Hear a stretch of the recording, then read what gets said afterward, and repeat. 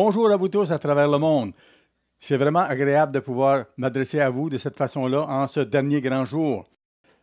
C'est une fête très spéciale qui suit la fête des tabernacles. Nous sommes très reconnaissants de pouvoir avoir ce contact. Merci à vous tous pour votre amour, votre loyauté, votre aide constante. Je me rappelle les merveilleux moments que mon épouse et moi avons passés il y a quelques années à Cape Town et à Johannesburg, au Sud-Afrique, à Perth, en Australie, et à d'autres endroits où nous avons été capables de vous visiter, frères et sœurs. Merci beaucoup de faire partie de cette œuvre de Dieu à la fin des temps. Dieu nous bénit beaucoup. Il a ouvert nos esprits et nos cœurs à sa vérité merveilleuse, une vérité que le monde ne comprend pas. Nous devons être très reconnaissants de pouvoir comprendre. Des choses terribles se produisent de plus en plus à travers le monde et cette société est en train de se désintégrer. Et il nous faut apprécier de plus en plus le fait de comprendre le plan de Dieu et le but de la vie. Pourquoi sommes-nous ici en ce dernier grand jour, ce jour qui suit immédiatement la fête des tabernacles? Pourquoi sommes-nous ici? Parce qu'il y a des millénaires, peut-être des millions d'années dans le passé, deux grands personnages, deux êtres spirituels ont établi un plan pour sauver tous les êtres humains qu'ils allaient créer et qui allaient vouloir faire partie de leur famille. Dieu a fait de tous les êtres humains des êtres à son image, de toute race, de toute origine. Dieu ne fait pas exception de personne. Il veut que tous puissent un jour entrer dans sa famille. Il aime chacun des êtres humains. Il ne veut pas que personne se perde.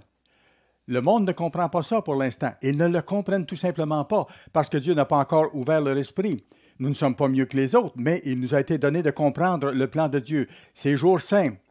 Et nous pouvons apprécier profondément le fait que Dieu a utilisé M. Armstrong pour ouvrir nos cœurs et nos esprits à comprendre le sens des jours saints, que ça représente son plan total.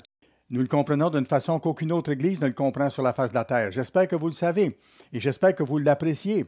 Très peu de gens sur la terre comprennent ce plan. Nous pouvons comprendre et nous pouvons le vérifier nous-mêmes dans la Bible. Nous pouvons voir les prophéties qui se sont réalisées jusqu'à date. Dieu est réel. Dieu a inspiré ce livre. Et les choses qu'il a dit devoir se produire encore dans le futur vont se produire, affectant l'ensemble de l'humanité. Dieu est réel et c'est important que nous le comprenions. Dieu ne veut abandonner personne. Le monde et ses ministres sont dans la confusion parce que Dieu les a aveuglés. Ils ne comprennent pas pour l'instant. Mais Dieu a révélé ces choses-là à M. Armstrong, les vérités de base, son plan. Nous sommes les seuls, les descendants de l'Église que Dieu a fondée à travers M. Armstrong en ces temps de la fin. Nous le comprenons et nous le faisons connaître. Quelle est la raison de ce jour d'aujourd'hui? Allons à 2 Pierre, s'il vous plaît. 2 Pierre, le chapitre 3. Et nous allons lire à partir du verset 8. Mais il est une chose, bien-aimés, que vous ne devez pas ignorer, c'est que devant le Seigneur, un jour est comme 1000 ans, et 1000 ans sont comme un jour. Il ne faut pas l'oublier. Voyez-vous, pour Dieu, la perception du temps et le temps lui-même est tout à fait différent que pour nous. Dieu compte le temps différemment de nous. Dieu pense en termes de milliers d'années ou de millions d'années ou de milliards d'années. Il nous faut comprendre ces choses-là. Le Seigneur ne tarde pas dans l'accomplissement de la promesse, comme quelques-uns le croient. Certains se demandent pourquoi Dieu ne sauve pas tout le monde maintenant. Pourquoi? Parce qu'il ne sait pas. Si Dieu était en train d'essayer de sauver tout le monde, il le ferait. Mais le monde est confus là-dessus. Ils ne croient pas ce que nous croyons. Ils ne savent pas ce que nous savons. Ce n'est pas le moment où Dieu va sauver tout le monde. Pas encore. Ça va venir dans le futur. Et c'est le sens du dernier grand jour que nous célébrons aujourd'hui. Le Seigneur ne tarde pas dans l'accomplissement de la promesse, comme quelques-uns le croient, mais il use de patience envers vous, ne voulant pas qu'aucun périsse, mais voulant que tous arrivent à la repentance. C'est le but de Dieu que tous puissent se repentir. Ils n'y arriveront pas tous, mais Dieu va s'organiser pour qu'ils le sachent tous, qu'ils puissent avoir l'occasion de se repentir et de comprendre le plan de Dieu. Mais ce sera leur choix personnel ensuite. Allons maintenant à 1 Timothée, maintenant, chapitre 2. 1 Timothée, chapitre 2, commençant au verset 1. Paul écrit ceci: « J'exhorte donc avant toute chose à faire des prières, des supplications, des requêtes, des actions de grâce pour tous les hommes, pour les rois et pour tous ceux qui sont élevés en autorité, en dignité, afin que nous menions une vie paisible et tranquille en toute honnêteté. » On ne prie pas que Dieu convertisse dès maintenant tous ces gens-là. Bien sûr, nous le savons, il va le faire plus tard. Mais nous pouvons prier que Dieu les guide pour que nous vivions en paix et que nous puissions servir Dieu. Cela est bon et agréable devant Dieu, notre Sauveur, qui veut que tous les hommes, soient sauvés. Dieu désire que tous les hommes soient sauvés, se voient offrir l'opportunité d'être sauvés. Le mot grec ici, c'est epignosis. Ça veut dire une vue d'ensemble, sans comprendre tous les détails, mais il va amener tous les êtres humains à comprendre les choses de base de son plan. Et s'ils sont disposés à l'accepter, Dieu va leur donner davantage de compréhension. C'est son but. La vaste majorité du monde, pour l'instant, ne comprennent pas le Dieu de la Bible. Ils ne le connaissent pas. Ils n'observent pas son sabbat hebdomadaire, ni ses sabbats de fête annuelle. Mais Dieu va leur donner à tous d'avoir la vue d'ensemble et de pouvoir faire leur choix. Allons au livre de Jean maintenant. Livre de Jean. L'évangile de Jean au chapitre 6. Et c'est très important ce que je vais vous dire là. M. Armstrong a souvent mis l'emphase là-dessus. Et je pense que les gens de Dieu, parfois, oublient ça et se découragent lorsqu'ils voient leurs parents, les membres de leur famille qui ne sont pas appelés pour l'instant. Et parfois, ils sont portés à se décourager, mais il faut comprendre ce qui se passe ici. Ce que Dieu dit ici, verset 44, c'est une parole inspirée. « Nul ne peut venir à moi, c'est le Christ qui parle, si le Père qui m'a envoyé ne l'attire. Et je le ressusciterai au dernier jour. » Quand? Au dernier jour. Dieu va les ramener en vie au dernier jour. Les gens meurent, mais Dieu va les ressusciter. On voit que personne ne peut venir au Christ si Dieu ne les appelle pas. Ce n'est pas de leur faute. Allons au verset 65, même chapitre. Et il ajouta, c'est pourquoi je vous ai dit que nul ne peut venir à moi si cela ne lui a été donné par le Père. Il faut que ce soit le Père qui prenne la décision d'appeler quelqu'un, d'attirer quelqu'un au Christ pour que la personne comprenne. Autrement, ils ne peuvent pas comprendre. C'est impossible. Dieu n'atteint pas tous les Chinois et tous les Russes ou le monde musulman avec ses plus de 1 milliard de personnes. Ils ne peuvent pas comprendre maintenant. Dieu n'essaie pas de les appeler maintenant, ça viendra plus tard.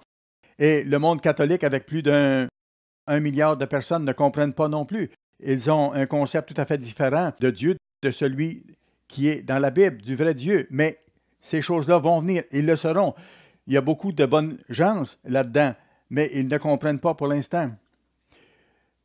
Le Christ a indiqué que même les nations païennes du passé vont se voir accorder une occasion de comprendre le plan de Dieu. Allons à Matthieu chapitre 11, Matthieu chapitre 11, et nous allons lire à partir du verset 20.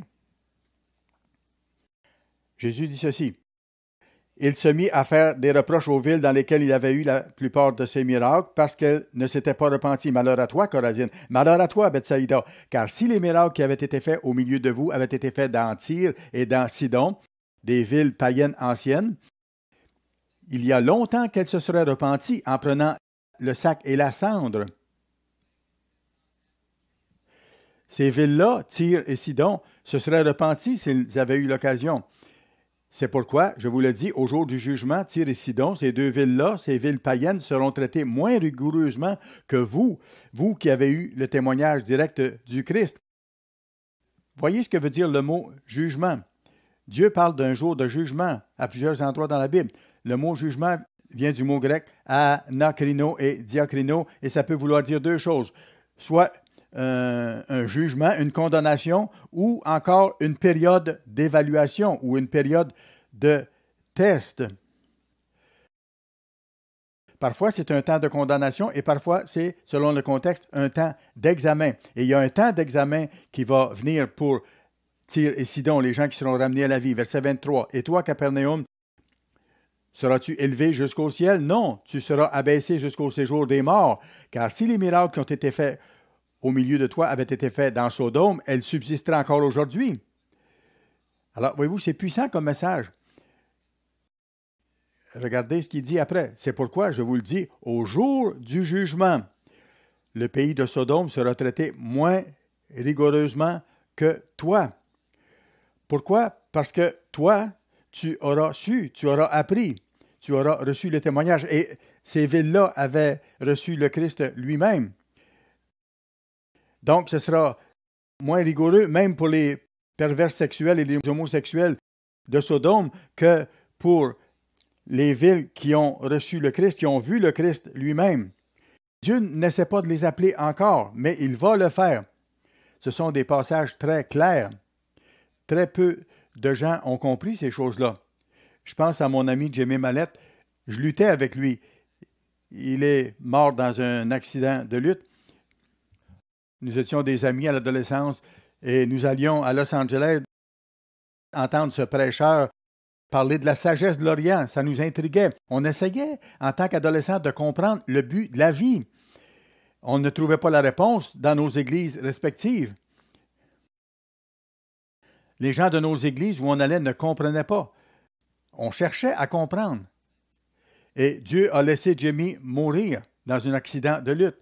Moi, j'étais encore vivant et je suis reconnaissant à Dieu pour ça. Mais lorsque mon ami Jimmy a été mis en terre, ça m'a vraiment frappé. Ça m'a touché profondément. Et je me disais, qu'est-ce qu'il y a? Comment ça se fait que Dieu a laissé mourir Jimmy? Jimmy n'avait jamais compris le but de la vie, mais il aura sa chance de comprendre parce qu'il aura la même chance qu'il m'est donnée à moi. Pas parce que je suis meilleur que lui, absolument pas, mais chacun aura sa chance. Matthieu chapitre 13 maintenant, Matthieu chapitre 13 et le verset 13. Matthieu 13 et le verset 13.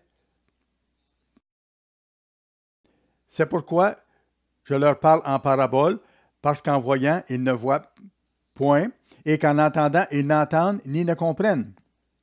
Les gens dans le monde dont il parle ici ne comprenaient pas. Et pour eux s'accomplit cette prophétie d'Ésaïe.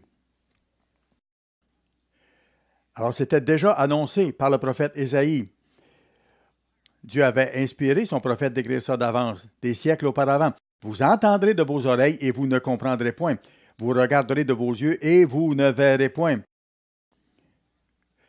Le Christ a dit que ça va s'appliquer à notre époque aujourd'hui, car le cœur de ce peuple est devenu insensible. Ils ont endurci leurs oreilles, ils ont fermé les yeux de peur qu'ils ne voient de leurs yeux et qu'ils n'entendent de leurs oreilles, qu'ils ne comprennent de leur cœur, qu'ils ne se convertissent et que je ne les guérisse. Mais heureux sont vos yeux. Et je peux vous le dire à vous, frères et sœurs, vous êtes bénis parce que vous comprenez. Mais heureux sont vos yeux parce qu'ils voient et vos oreilles parce qu'elles entendent. Je vous le dis en vérité, beaucoup de prophètes et de justes ont désiré voir ce que vous voyez et ne l'ont pas vu, et entendre ce que vous entendez et ne l'ont pas entendu. En 1942, 43, 44, au moment de la Deuxième Guerre mondiale, on se demandait ce qui se passait, on ne pouvait pas comprendre. À travers les époques, les grands théologiens, les grands philosophes n'ont pas compris le but de la vie. Ont voulu comprendre, mais n'ont pas pu comprendre. Je vous dis en vérité, les prophètes et les justes ont désiré voir ce que vous voyez et ne l'ont pas vu, n'ont pas entendu. Dieu n'appelait pas ces théologiens encore. Il va les appeler après qu'ils seront ressuscités. Et ce dernier grand jour représente le temps où tout ce monde-là sera ramené à la vie. La plupart des Juifs, par exemple, ne portent pas oreille à la vérité. Ils ne croient pas qu'il y a un Dieu réel qui existe.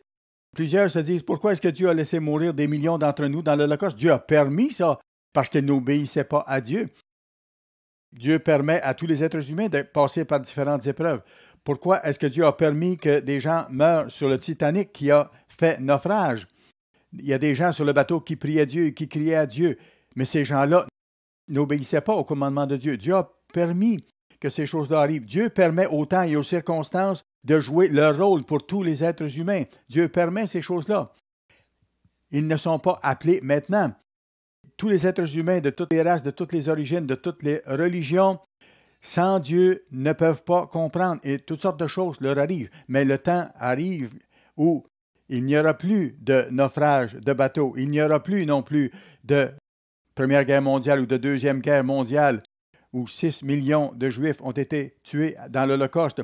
Dieu ne permettra plus que ces choses-là se reproduisent une fois que le Christ sera revenu sur la terre. Mais pour le moment, Dieu n'appelle pas l'ensemble de l'humanité et permet que ces circonstances-là et ce temps-là jouent leur rôle. Allons voir dans Marc maintenant, chapitre 6, l'évangile de Marc, chapitre 6, Marc, chapitre 6, et nous allons lire à partir du verset 10. Puis Jésus dit à ses disciples, « Dans quelque maison que vous entriez, restez-y jusqu'à ce que vous partiez de ce lieu. » Il devait aller prêcher l'Évangile. « Et s'il y a quelque part des gens qui ne vous reçoivent ni ne vous écoutent, retirez-vous de là et secouez la poussière de vos pieds, afin que cela leur serve de témoignage. Je vous le dis, en vérité, au jour du jugement, le pays de Sodome et de Gomorrhe sera traité moins rigoureusement que cette ville-là, tel qu'il est écrit dans certaines versions. » Le Christ a rappelé ça. Ça rejoint ce que le Christ a dit, qu'au jour du jugement, les gens de Sodome et Gomorrhe seront traités moins rigoureusement que ceux qui ont eu le témoignage direct déjà. Dieu est un Dieu juste. Dieu n'a pas appelé les gens de Sodome et Gomorrhe. Au cours de l'histoire, Dieu a appelé simplement quelques prophètes au cours de l'histoire de l'Ancien Testament. Mais Dieu va donner à tous une occasion. Dieu est juste. Dieu va ouvrir l'esprit de tous les êtres humains. Dieu ne veut pas que personne périsse sans avoir vu la vue d'ensemble et se voir offrir la possibilité de choisir de lui obéir ou non. Dieu est juste. Il n'y aura pas de deuxième chance, par contre. Tout le monde a et aura une première chance de vraiment comprendre le plan de Dieu et d'être appelé. Allons à Apocalypse maintenant, chapitre 19, dans le Nouveau Testament, Apocalypse 19. Le contexte, c'est ce qui va se passer juste avant le retour de Christ. Apocalypse 19, verset 19. Il est question de la dernière grande bataille qui aura lieu avant que Satan soit enchaîné. Verset 19. Et je vis la bête, ce grand chef militaire, cet Hitler des temps de la fin avec son empire, les rois de la terre et leur armée rassemblés pour faire la guerre à celui qui était assis sur le cheval et à son armée. Est-ce que nous le croyons? Les êtres humains sont tellement aveuglés qu'ils vont combattre le Christ. Le monde ne comprend pas. Les protestants ont peut-être des bonnes intentions, mais ils ne comprennent pas. Les gens vont combattre le Christ lorsqu'il va venir parce qu'ils ne le connaissent pas. Verset 20. Et la bête, ce prochain Hitler, fut prise et avec elle le faux prophète qui avait fait devant elle les prodiges par lesquels il avait séduit ceux qui avaient pris la marque de la bête. Ce faux prophète va faire descendre du feu du ciel. Serez-vous séduits? Que Dieu vous protège. Connaissez votre Bible. Sachez que Dieu est réel. Soyez proches de lui. Ça va arriver tel que Dieu l'a dit ici. Il avait séduit ceux qui avaient pris la marque de la bête et adoré son image. Il va vouloir imposer le dimanche la marque de la bête. Et ils furent tous les deux jetés vivants dans l'étang ardent de feu et de soufre.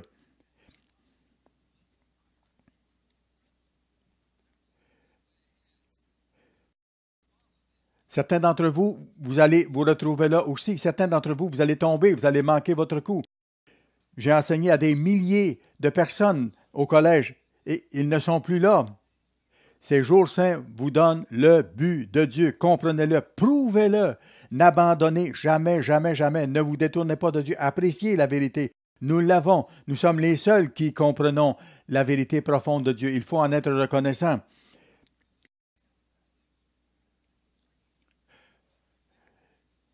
Pour une très courte période de temps, ces gens méchants vont sembler avoir le dessus, mais ça ne durera pas. Verset 21. Et les autres furent tués par l'épée qui sortait de la bouche de celui qui était assis sur le cheval, et tous les oiseaux se rassasièrent de leur chair. Leurs armées seront dévorées par les vautours et différents oiseaux de proie. Après cela, après cette bataille finale, voyez ce qui se passe. Apocalypse 20, verset 1. Puis je vis descendre du ciel un ange qui avait la clé de l'abîme et une grande chaîne dans sa main. Il saisit le dragon, le serpent ancien, qui est le diable et Satan, et il le lia pour 1000 ans.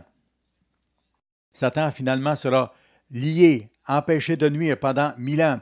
Il ne pourra plus diffuser ses mauvaises attitudes et séduire les gens.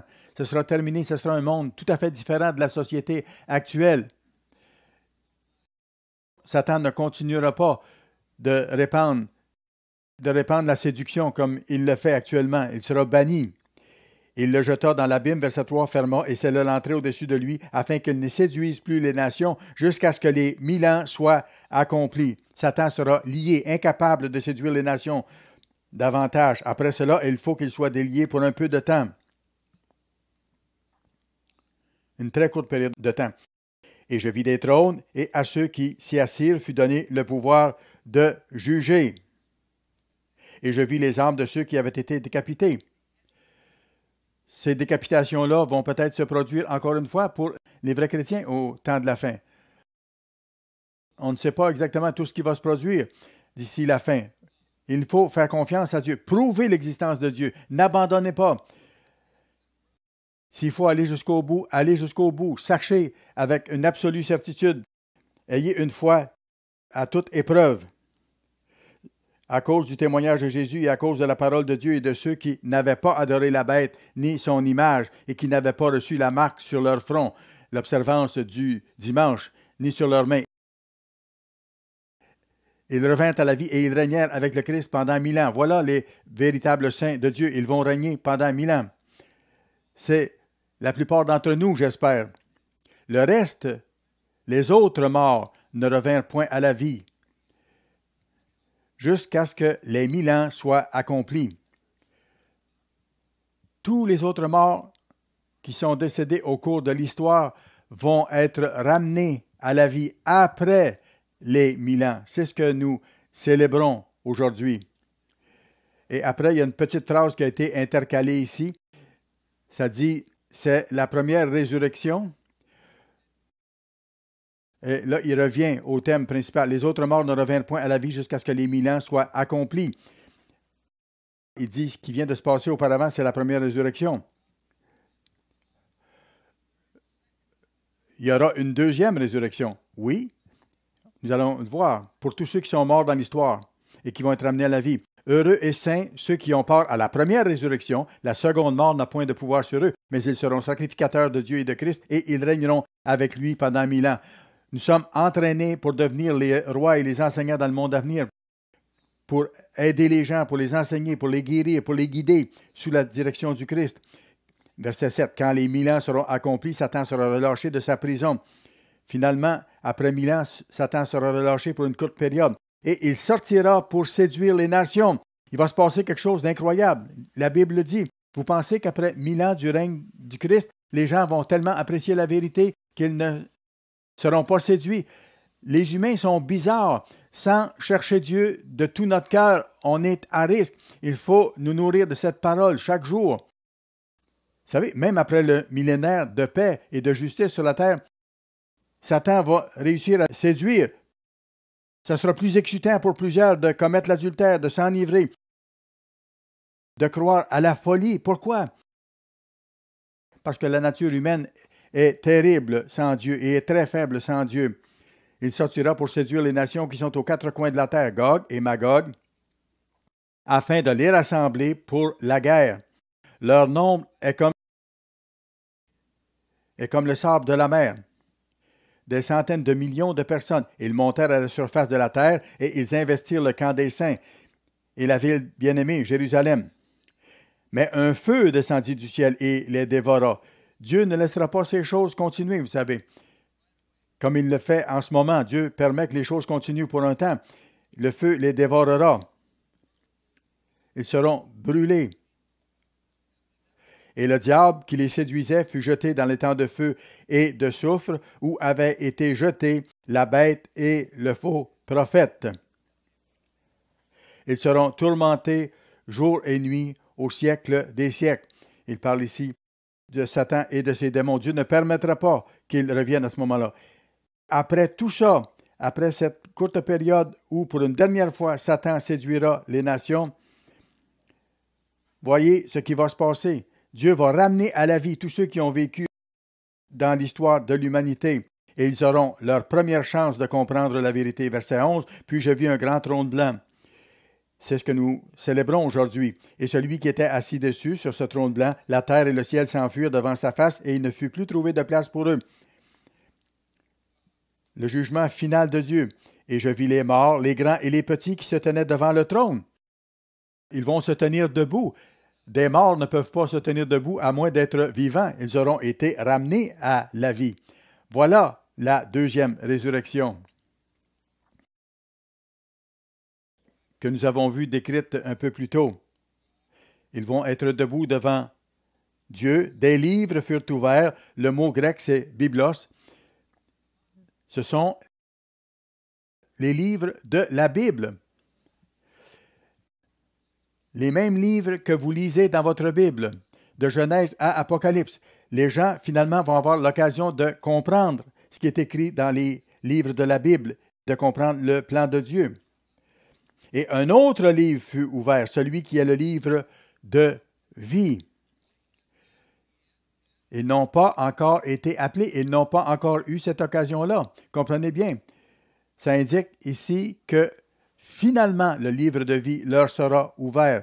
Ce ne sera pas une deuxième chance pour eux de voir leur nom écrit dans le livre de la vie éternelle. Ce sera leur première occasion. Et les morts furent jugés selon leurs œuvres, d'après ce qui est écrit dans ces livres.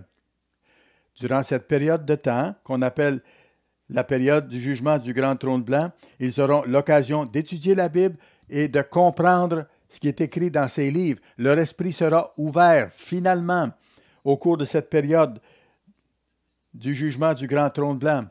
Ils vont comprendre ce qui est écrit dans ces livres et non pas les idées humaines. Il y a des théologiens qui disent « Ah, Dieu va juger tout le monde à ce moment-là sur ce qu'ils ont fait dans le passé. » Non! C'est seulement par Jésus-Christ, par ses enseignements, par ce qui est écrit dans la Bible, et c'est seulement par le Christ vivant en nous que nous pouvons arriver à vivre selon Dieu.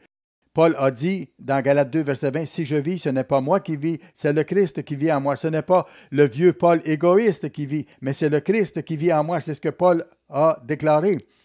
Voilà la clé du vrai christianisme. Le Christ va vivre et vit en nous, en ceux qui sont appelés maintenant, la même vie qu'il a vécue sur la terre il y a 2000 ans. Comme c'est écrit dans Hébreux 13, verset 8, il est le même hier, aujourd'hui et éternellement. Il vit selon ce qu'il vivait à ce moment-là, en obéissant au même sabbat, aux mêmes fêtes. Si je vis maintenant, dit Paul, dans la chair, je vis par la foi du Fils de Dieu qui m'a aimé et qui s'est livré lui-même pour moi. Le Christ doit vivre sa vie en nous, nous qui sommes appelés maintenant, et ce sera la même chose pour ceux de l'avenir. Vous savez, les Chinois ne seront pas évalués selon les enseignements de Confucius, ni les Indiens par les enseignements de Brahma, Vishnu ou de Shiva. Ils seront évalués selon ce qu'ils vont faire et vivre à ce moment-là selon les livres de la Bible. Chacun sera évalué sur ce qu'il fera avec la connaissance qu'il aura de ces livres. Ils ne seront pas évalués sur ce qu'ils ont fait dans leur vie antérieure, parce qu'ils n'ont pas été appelés, ils ne connaissaient pas Dieu à ce moment-là. Mais ils seront évalués à cette période-là, environ 100 ans, d'après nous. Ils vont pouvoir étudier la Bible et s'appliquer à appliquer les lois de Dieu dans leur vie. Un autre livre sera ouvert, le livre de vie, à mesure qu'ils vont obéir aux lois de Dieu, où ils pourront voir leur nom écrit dans le livre de vie éternelle. Vous savez, s'ils étaient simplement jugés sur leur vie passée, ils seraient trouvés absolument coupables, mais ce n'est pas le cas. Ils seront jugés sur ce qui leur sera enseigné à ce moment-là et donné de comprendre. Finalement, puis la mort et le séjour des morts furent jetés dans l'étang de feu, c'est la seconde mort, l'étang de feu. Quiconque ne sera pas trouvé écrit dans le livre de vie fut jeté dans l'étang de feu.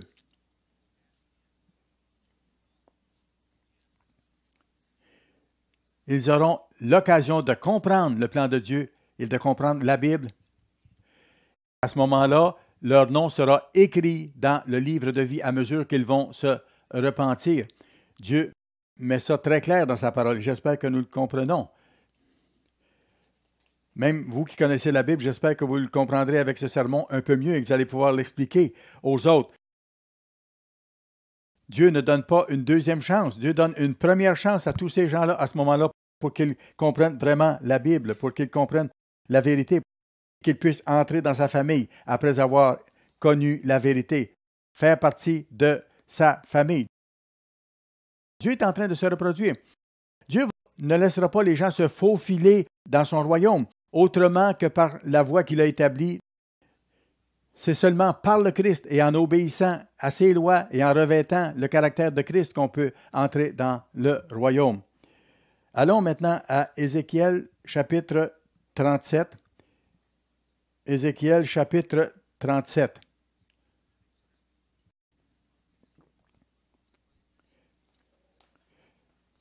Ézéchiel 37 et le verset 1. La main de l'Éternel fut sur moi. C'est Ézéchiel qui écrit, inspiré par Dieu. Et l'Éternel me transporta par son esprit et me déposa dans le milieu d'une vallée remplie d'ossements. Il eut une vision fantastique à ce moment-là, la vallée des ossements. Il me fit passer auprès d'eux, tout autour. Et voici, ils étaient fort nombreux à la surface de la vallée et ils étaient complètement secs. Et il me dit, Fils de l'homme, ces eaux pourront-ils revivre? Je répondis, Seigneur, tu le sais. Et il me dit, prophétise sur ces eaux et dis-leur, ossements desséchés, écoutez la parole de l'Éternel. Ainsi parle le Seigneur l'Éternel à ces eaux. Voici, je vais faire entrer en vous un esprit et vous vivrez. Voyez ici la description de la magnifique résurrection, le retour à la vie de milliards d'individus qui ont vécu. Verset 6, je vous donnerai des nerfs, je ferai croître sur vous de la chair. Je vous couvrirai de peau, je mettrai en vous un esprit, et vous vivrez. Et vous saurez que je suis l'Éternel.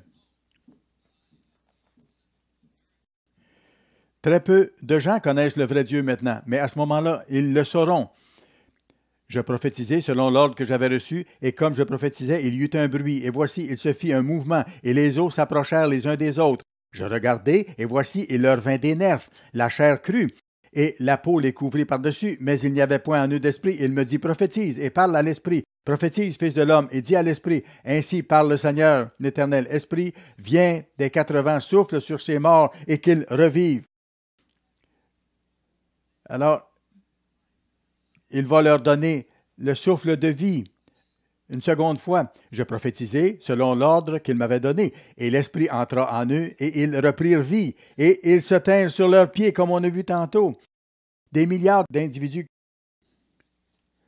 Les gens qui ont vécu au cours de l'histoire, mais qui n'ont jamais connu le vrai Dieu. Israël, mais le reste du monde aussi. Dieu a commencé à travailler par la nation israélite, les 12 nations, mais Dieu aime tous les êtres humains et la même chance, la même occasion sera donnée à tous les êtres humains qui ont vécu. Verset 11, il me dit, Fils de l'homme, ces os, c'est toute la maison d'Israël. Voici, ils disent, nos os sont desséchés, notre espérance est détruite.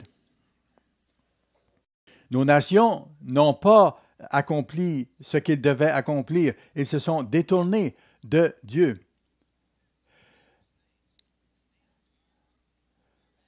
Écoutez, les gens de ces nations, ce sont nos parents, nos ancêtres. Ces gens-là n'ont jamais compris, n'ont jamais été appelés. Dieu n'a pas appelé mon oncle Joe, par exemple. Ma vieille grand-maman méthodiste était vraiment chaleureuse, gentille et honnête. Dieu ne l'a pas appelé encore. Il va l'appeler lorsqu'elle sera ramenée à la vie. Mais lorsqu'ils vont revenir à la vie, ils vont se sentir coupables. Mon oncle Joe, qui était un ivrogne, entre autres. Nos os sont desséchés, notre espérance est détruite. Nous sommes perdus. Certains vont dire, on n'a jamais obéi à Dieu, et ils auront peur pour commencer. Prophétise donc et dis-leur, ainsi parle le Seigneur l'Éternel, voici, j'ouvrirai vos sépulcres. Il parle du monde entier, ici, de tous ceux qui ont vécu. Je vous ferai sortir de vos sépulcres, ô mon peuple, et je vous ramènerai dans le pays d'Israël. Il va les ramener. Et vous saurez que je suis l'Éternel lorsque j'ouvrirai vos sépulcres et que je vous ferai sortir de vos sépulcres, ô mon peuple. Je mettrai mon esprit en vous. Ils n'ont jamais eu l'esprit de Dieu en eux, la puissance spirituelle de Dieu. Ils pouvaient avoir été des gens honnêtes et gentils dans les églises du monde, mais ils n'ont jamais compris. Ils n'avaient jamais compris. Je mettrai mon esprit en vous, mon Saint-Esprit, et vous vivrez. Je vous rétablirai dans votre pays, et vous saurez que moi, l'Éternel, j'ai parlé et j'ai agi, dit l'Éternel. Dieu va donner à tous les êtres humains leur occasion. Il a commencé avec les nations israélites et ensuite ça s'est étendu aux nations non israélites. À partir du Nouveau Testament, Dieu a appelé des gens de toutes les nations. Pourquoi Dieu a permis à mon ami Jimmy de mourir, au Titanic de sombrer? Pourquoi Dieu a permis l'Holocauste des Juifs? Pourquoi? Les gens n'ont jamais compris ça. Dieu a permis à ce monde de suivre ses propres voies. Depuis Adam et Ève, les humains ont suivi leur propre voie et ont toujours rejeté le vrai Dieu. Il leur a accordé 6000 ans. Mais à la fin du 6000 ans, il y aura le millénaire de paix sous la direction de Christ. Et après le 1000 ans, il y aura une période d'une centaine d'années où tous les gens qui ont vécu dans l'histoire seront ramenés à la vie et auront la chance d'être enseignés les vraies voies de Dieu. Et ils vont comprendre qu'il y a un véritable Dieu. Ils auront à ce moment-là leur première chance, une occasion merveilleuse de connaître le vrai Dieu.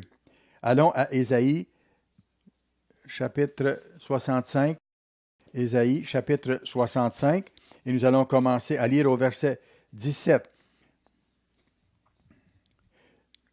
Je vais vous donner le contexte de ceci. Ce que je vais vous expliquer, ce n'est pas une doctrine qui est la base du salut comme telle, mais M. Armstrong nous a expliqué qu'il croyait qu'il y aurait une période de 100 ans accordée à tous les ressuscités pour apprendre à vivre les voies de Dieu. Et après ça, Dieu va créer de nouveaux cieux et une nouvelle terre, comme on voit ici. Verset 17, donc, Ésaïe 65, verset 17. « Car je vais créer de nouveaux cieux et une nouvelle terre. On ne se rappellera plus les choses passées. Elles ne reviendront plus à l'esprit. » Le jugement du grand trône blanc, cette période d'une centaine d'années, aura eu lieu juste avant. Réjouissez-vous plutôt et soyez toujours dans l'allégresse, à jamais, à cause de ce que je vais créer. Car je vais créer Jérusalem pour l'allégresse et son peuple pour la joie. Je ferai de Jérusalem mon allégresse et de mon peuple ma joie. On n'y entendra plus les bruits des pleurs et le bruit des cris. La nouvelle Jérusalem, les nouveaux cieux et la nouvelle terre. Il n'y aura plus ni enfants ni vieillards qui n'accomplissent leur jour. Les petits-enfants ne mourront pas durant cette période. Durant le millénium, les petits-enfants pourront mourir, mais durant les 100 ans, leur vie ne sera pas raccourcie. Même les gens âgés qui seront ramenés à la vie vont devoir vivre durant une certaine période de temps, se voir offrir l'occasion de comprendre le plan de Dieu qu'ils aient vécu dans leur première vie 50 ans ou 60 ans ou 90 ans. Ils devront vivre assez longtemps durant cette période de temps pour prouver à Dieu qu'ils veulent vraiment lui appartenir. Dieu veut savoir si nous sommes fermes et si nous allons tenir ferme, comme c'est le cas pour nous aujourd'hui. Il leur sera accordé cette occasion. Ils pourront connaître le plan de Dieu, les lois de Dieu, et ils pourront avoir l'occasion de les mettre en pratique. Celui qui mourra à 100 ans sera jeune, et le pécheur âgé de 100 ans sera maudit. Ils seront évalués à ce moment-là. Si quelqu'un continue à pécher, il y aura une malédiction sur lui.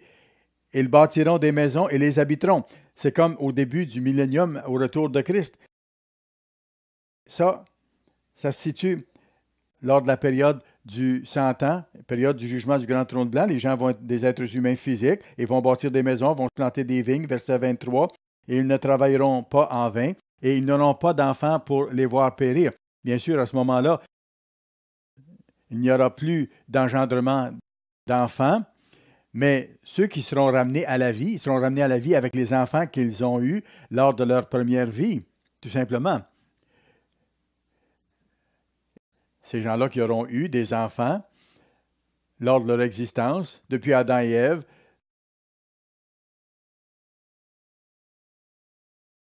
leurs enfants et leurs petits-enfants et leurs arrière-petits-enfants seront tous là. Une grande foule. Les familles seront ramenées ensemble, pour ainsi dire. Et tous auront l'occasion de connaître Dieu, de connaître la Bible, de connaître le but de la vie. Une occasion unique de connaître l'ensemble de la vérité, ce qu'ils n'auront jamais pu comprendre auparavant, parce que ça ne leur aura pas été donné. Dieu est juste, Dieu est amour. Dieu veut que tous les êtres humains comprennent pourquoi ils existent, quel est le but de l'existence humaine. Dieu va leur donner à chacun cette occasion. Le monde n'aura jamais compris ça, mais il va le comprendre à ce moment-là. Tous ces passages des Écritures vont ensemble. Et c'est pour ça qu'on peut comprendre dans ce sens-là ce que le Christ a dit. Sodome et Gomorrhe seront traités moins sévèrement que ceux qui ont eu le témoignage direct de Christ, mais tous auront leur occasion de comprendre. Dieu est juste. Bien sûr, il y aura des conséquences pour les choix que ces gens-là auront faits de rejeter le Christ en le léguant devant eux. Mais ils étaient aveuglés, il faut comprendre ça. Ce que je veux dire, c'est qu'ils auront, dans ce cas-là, une part de culpabilité plus grande que les autres. Mais ici, au moment du jugement du grand trône blanc, tous auront vraiment l'occasion de connaître la vérité. Merci à Dieu de sa miséricorde, de son amour, de sa justice, de la grande perspective qu'il nous donne de comprendre. Allons à Romains maintenant, s'il vous plaît. Romains chapitre 11. Romains chapitre 11. Voyez ce que Dieu nous dit ici. Romains chapitre 11 et le verset 25.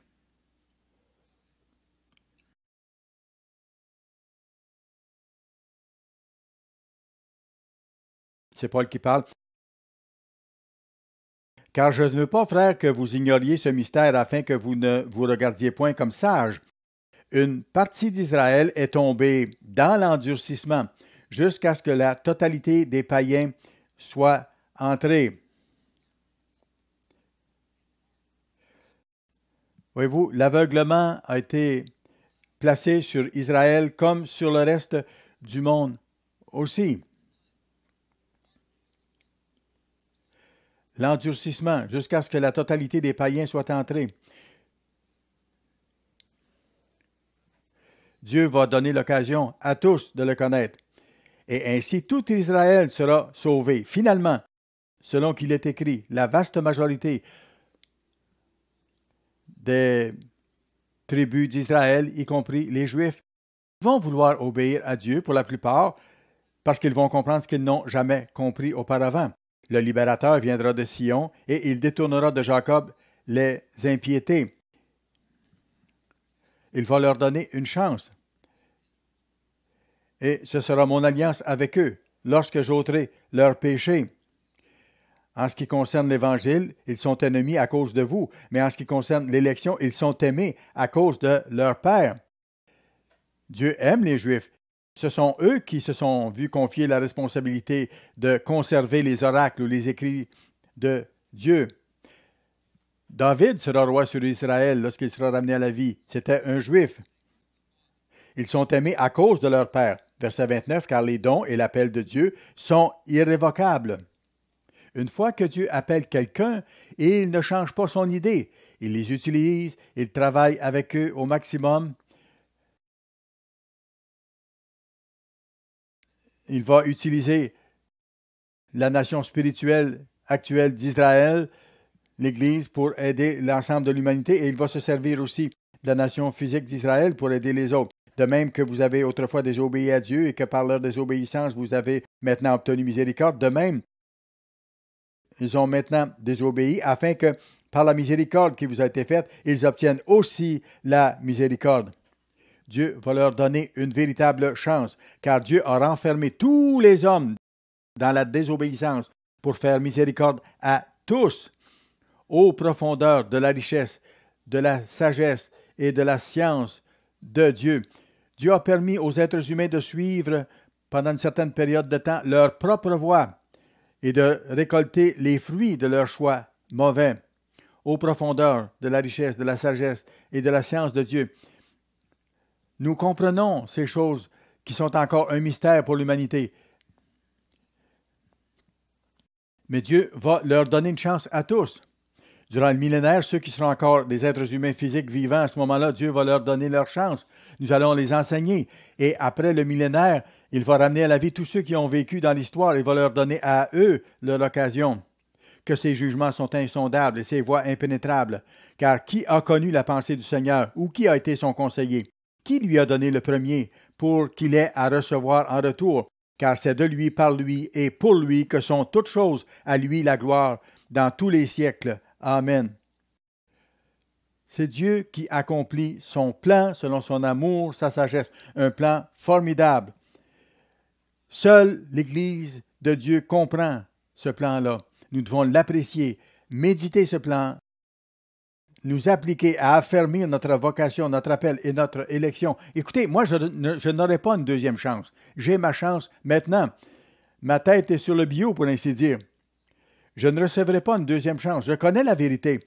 Et plusieurs d'entre vous, vous connaissez la vérité. Ne permettez pas que votre appel et votre élection soient perdus. Obéissez à Dieu de tout votre cœur, de tout votre être. Appréciez ce qui vous a été donné, d'avoir été appelé maintenant pour pouvoir faire partie de la première résurrection, la meilleure résurrection, comme il est dit dans la Bible.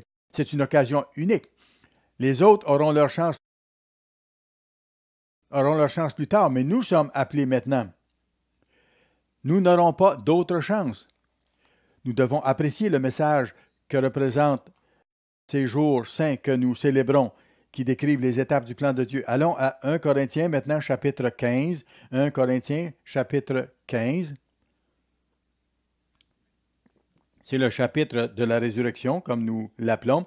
Paul écrit ceci, verset 51. « Voici, je vous dis un mystère. Nous ne mourrons pas tous.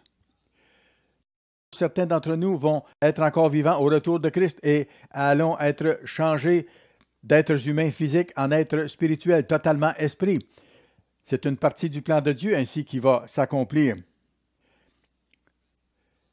Plusieurs d'entre nous vont mourir avant le retour du Christ. J'ai déjà 84 ans, peut-être que je vais mourir. Si je meurs, je ne veux que personne d'entre vous vous détourniez de la vérité.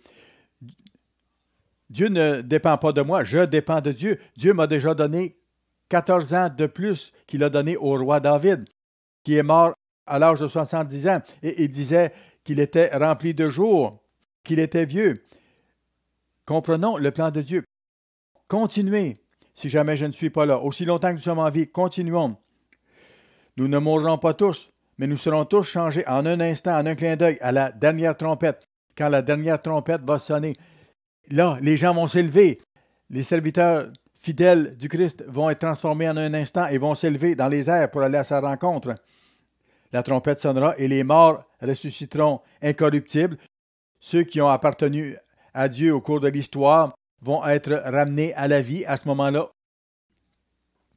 Et ceux d'entre nous qui seront encore vivants seront transformés en un instant. La trompette sonnera et les morts ressusciteront incorruptibles. Et nous serons changés.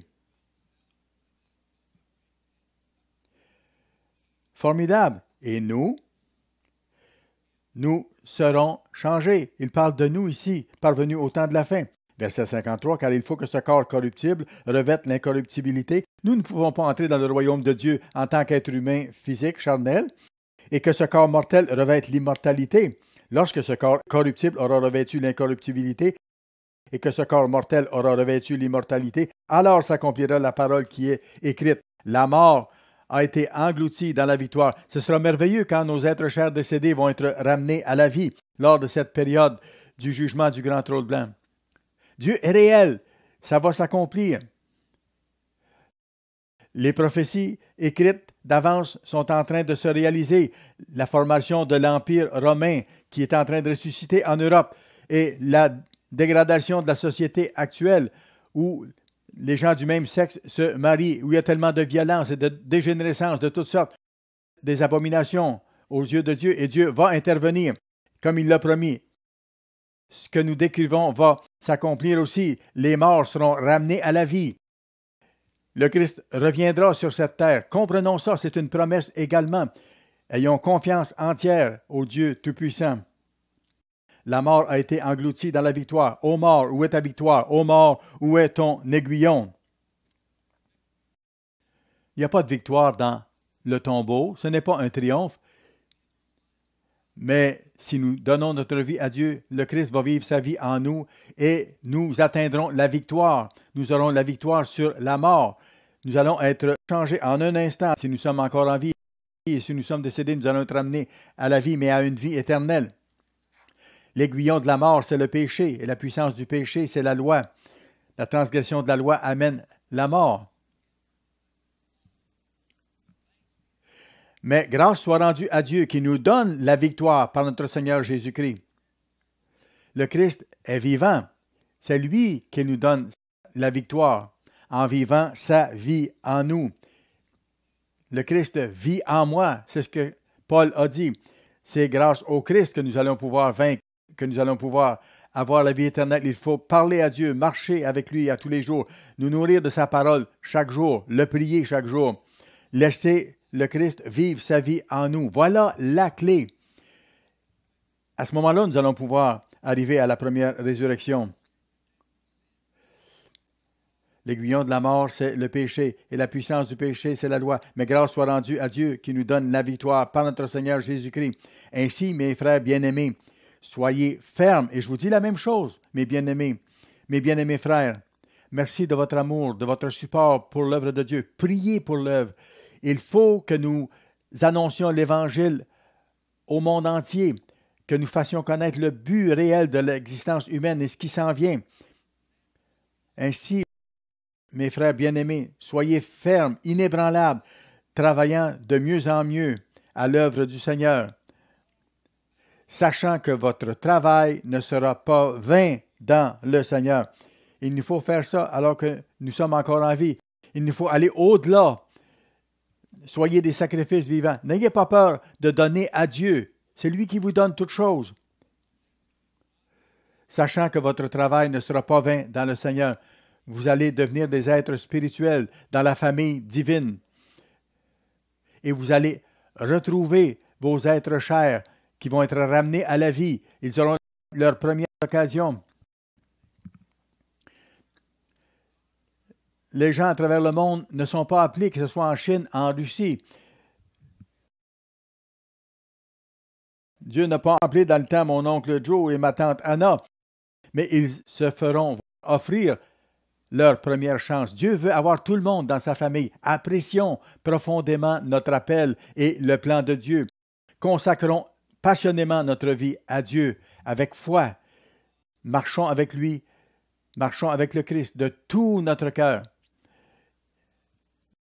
Supportons l'œuvre de Dieu pour que ce message aille au monde entier. Consacrons notre vie entière à Dieu, maintenant et à jamais. Merci, mes frères et sœurs, pour votre amour. Merci de célébrer cette fête. On devrait dire merci à Dieu qu'on puisse célébrer cette fête. Il nous aide. Merci de jouer votre rôle dans l'œuvre. Priez les uns pour les autres et continuez d'avancer vers le royaume en unité et en harmonie. Merci de cette unité qu'il nous donne. N'abandonnons jamais, jamais. Consacrons toute notre vie à Dieu. Marchons avec Dieu. Marchons avec Christ à jamais.